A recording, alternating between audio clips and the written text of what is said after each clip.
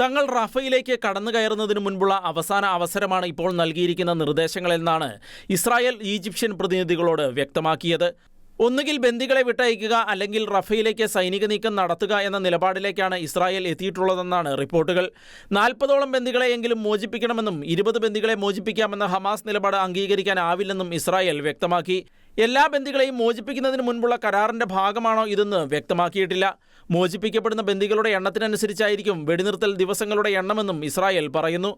വടക്കൻ ഗാസയിലേക്ക് താമസക്കാരെ മടങ്ങാൻ അനുവദിക്കുക, യാതൊരു പരിശോധനയും കൂടാതെ ഹമാസ് അംഗങ്ങളെയും മടങ്ങാൻ അനുവദിക്കുക, ഇതുകൂടാതെ കൂടുതൽ ഇളവുകൾ നൽകാൻ തയ്യാറാണെന്നും ഇസ്രായേൽ ഉദ്യോഗസ്ഥർ വ്യക്തമാക്കുന്നു.